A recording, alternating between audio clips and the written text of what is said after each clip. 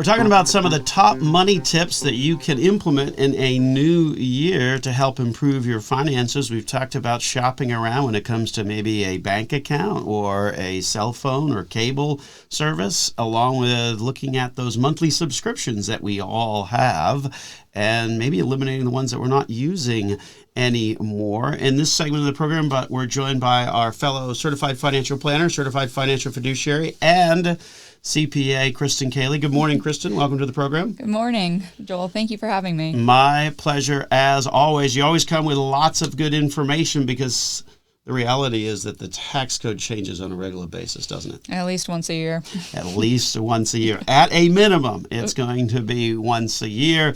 And here we are in a new year talking about some of the money tips that folks can engage in. Before the break, we were talking a little bit about the importance of checking your investments, particularly when it comes to your retirement account. That's one of the things that we talked about last week. Those contribution limits have changed for the year 2023. They've kind of gone up across the board. So higher limits for almost all accounts. Much higher limits or much greater increases this year than what we've seen. I think both the percentage and the magnitude was the largest. Again, it all goes back to the inflation story, which we were talking about in the first segment. What are those limits now for your typical 401k? So for 401ks, it went up from $20,500. It went up $2,000 to $22,500 in 2023. And then on top of that, then if you're over 50, then you can do a catch-up, which gets you, I guess, all the way up to $30,000 total. Yep. So the catch-up is $7,500 now.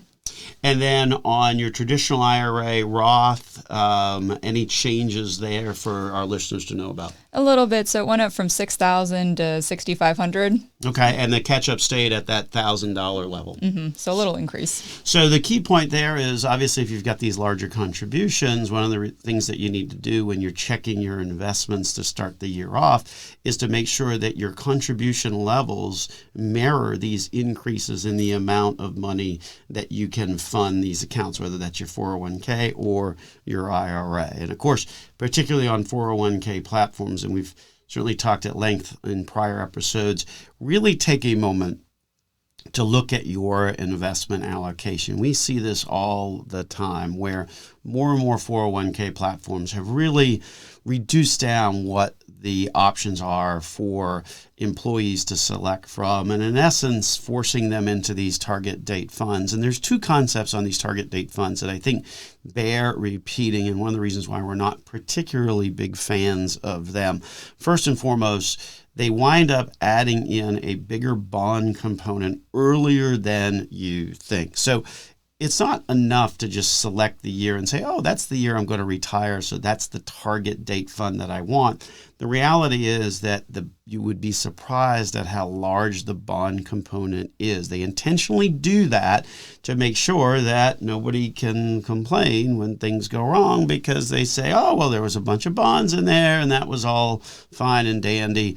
The reality is, particularly if you've just gotten through 2022, sometimes the bonds don't hold up the way that they should. And so it's important to know what that percentage of the bond mix is in your target date fund.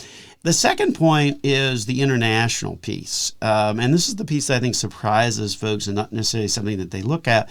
Typical target date funds can be anywhere from 30 to 35% on the international side. So, and we're certainly would say, you certainly want to have some of that because there's certainly plenty of great companies that are headquartered outside the U.S., but that's a little bit high in our opinion based upon sort of where things are relative to what's going on economically in the rest of the world. So make sure you check out those investments, particularly on your platforms that you would have with your employer, your 401ks, and whatnot. And then lastly, and Kristin, this was something that we talked about last week. Boy, folks really want to check their tax withholding for this year, don't they? Withholding has gone up, or the penalty for not withholding has gone up pretty dramatically.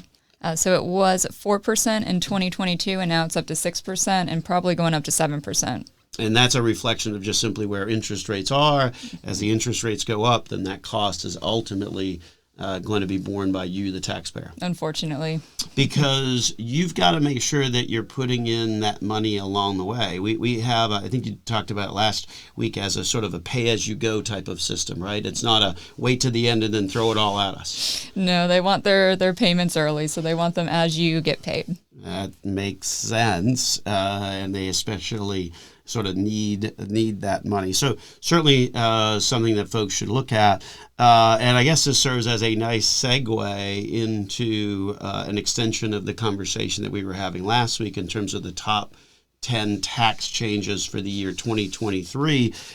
We've added a couple more just this past week. So we've got it's like a top 10 list. We did half of it last week. We're doing the other half this week, and then we've got an extra 2, if you will, for folks to be aware of. And one of the things on those big tax changes is just how much has changed, and not to repeat everything we said kind of last week, but certainly conceptually, when you look at all of the tax changes that happen, some good, some bad. The IRS sort of gives with one hand, takes away with the other. What were some of the things that they did on sort of the plus side in terms of kind of what their changes were that would actually benefit taxpayers, if you will? Mm-hmm. Yep. So we just touched on this. So they increased the limits for almost all sorts of accounts. So you can add more to retirement accounts, HSAs, things like that.